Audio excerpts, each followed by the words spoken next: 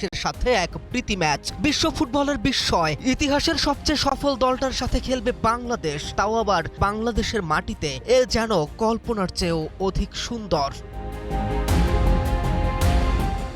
ভাবুন তো, এক পাশে হামজা চৌধুরীর বাংলাদেশ আর অন্য পাশে ভিনিসিয়াস জুনিয়র, রাফিনিয়াদের নিয়ে ব্রাজিল। ফুটবলের এই স্বপ্ন এবার বাস্তবের দরজায় কড়া নাড়ছে। কারণ কলকাতায় ভারতের বিপক্ষে ম্যাচ খেলার পর ঢাকায় বাংলাদেশের সঙ্গে একটি প্রীতি ম্যাচ খেলার আগ্রহ দেখিয়েছে 5 বারের বিশ্ব চ্যাম্পিয়ন ব্রাজিল।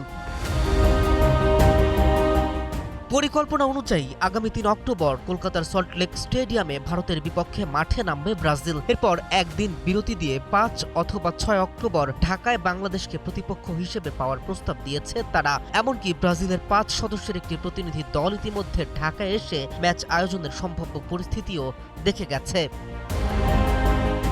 রোববার ঢাকার জাতীয় স্টেডিয়াম ও বসুন্ধরা কিংস অ্যারেনা ঘুরে দেখেছে ব্রাজিলের প্রতিনিধি দল। দুই ভেন্যুর অবস্থা দেখে সন্তুষ্ট হওয়ার পর রাতে বাংলাদেশ ফুটবল ফেডারেশনের সভাপতি তাবিথ আউয়ালের সঙ্গে বৈঠক ও নৈশভোজে বসে তারা। সেখানেই 6 অক্টোবর বাংলাদেশ ব্রাজিল ম্যাচ আয়োজনের প্রস্তাবটি সামনে আসে।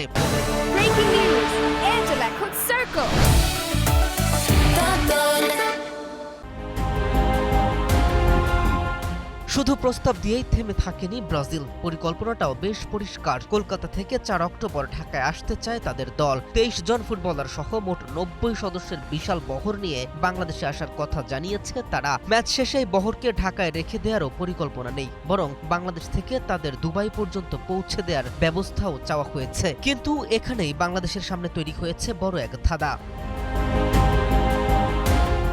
কারণ 3 অক্টোবর পর্যন্ত বাংলাদেশেরই আন্তর্জাতিক সূচিতে ম্যাচ রয়েছে ইন্দোনেশিয়ায়। অর্থাৎ সেই ম্যাচ শেষ করে খুব অল্প সময়ের মধ্যে দেশে ফিরে ব্রাজিলের মতো শক্তিশালী দলের বিপক্ষে মাঠে নামা হামজা তপুদের জন্য হবে ভীষণ কঠিন। ভ্রমণের ধকল, বিশ্রামের স্বল্পতা আর প্রস্তুতির ঘাটতি, সব মিলিয়ে ম্যাচটি আয়োজন করা কতটা বাস্তবসম্মত সেটি এখন বড় প্রশ্ন।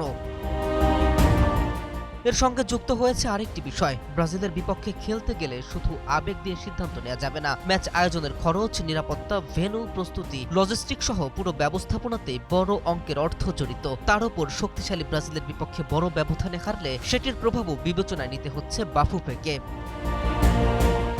তাই এখনই হ্যাঁ বা না বলছে না বাংলাদেশ ফুটবল ফেডারেশন। প্রস্তাবটি নিয়ে বাস্তব পরিস্থিতি যাচাই করছে তারা।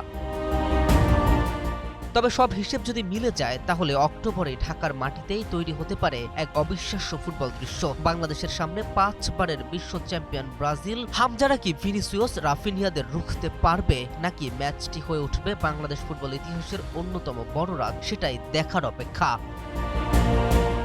কে এম রাফিন, নিউজ 24।